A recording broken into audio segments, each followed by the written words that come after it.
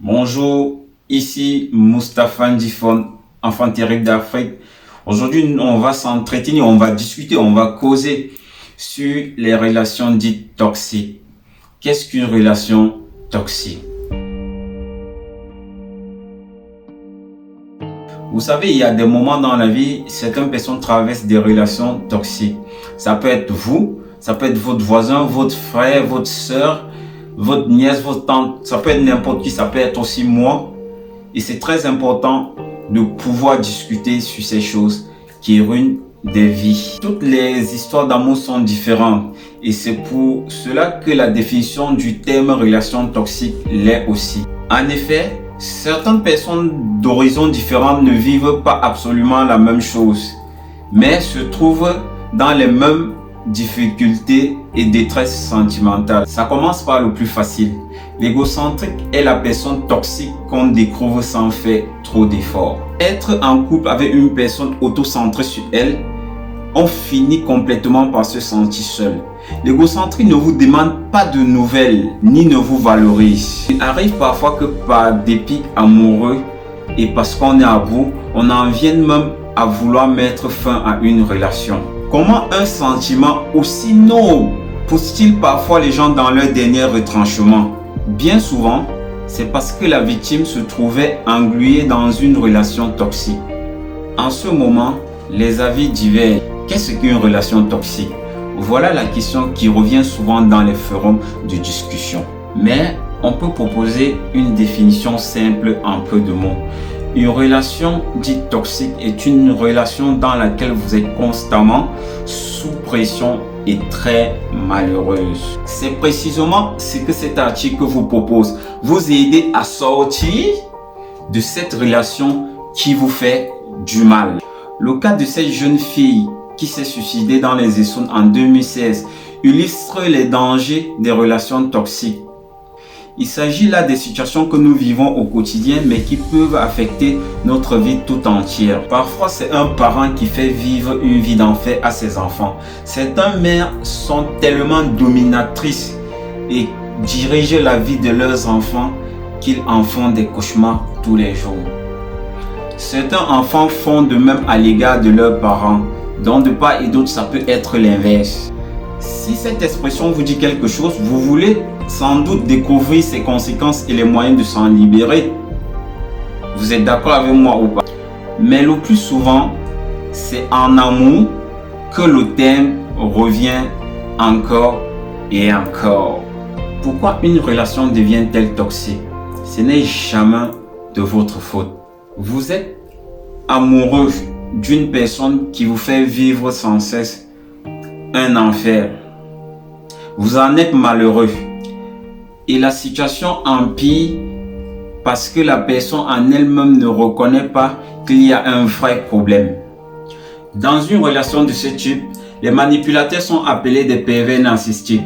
La perversion narcissique est une forme de maladie affective. Elle croit se construire et être appréciée quand elle domine les autres. Fuyez au plus vite, car il est impérativement complexe de faire changer quelqu'un qui a une personnalité toxique. Ne culpabilisez jamais parce qu'une personne est rustre et ne vous estime pas à votre juste valeur. Si vous vivez dans une relation similaire et après les discussions, rien ne change, asseyez-vous, discutez et chacun prend sa direction. Alors que vous êtes dans une logique d'affection et de partage, elle est dans une logique de domination et d'égoïsme. Bien sûr que cette croyance est infondée, mais tant qu'elle ne se soigne pas, elle aura du mal à entretenir une relation saine dans son entourage. En revanche, mes sœurs, si vous tombez sur un manipulateur, ou mes frères, si vous tombez sur une manipulatrice ou un pervers narcissique, soit vous gagnez, soit vous apprenez en leçon et vous vous servez de vos erreurs du passé pour inspirer votre futur. Autrement dit, une personne qui vous maltraite dans la majorité des cas souffre souvent d'un manque d'affection et d'une mauvaise image d'elle-même. Peu importe le poids du manque de la personne, peu importe le poids de la solitude, à un moment de la vie, il faut apprendre à s'en aller. Car vous en aller, c'est vous donner une nouvelle occasion d'avoir une nouvelle histoire. D'autres personnes viennent dans votre vie pour changer votre vie. D'autres personnes viennent dans votre vie pour vous retirer quelque chose dans votre vie. D'autres viennent dans votre vie pour vous apporter un plus. Et d'autres viennent dans votre vie pour vous donner des leçons. L'ingrédient principal d'une relation toxique, c'est le manipulateur et jamais la victime.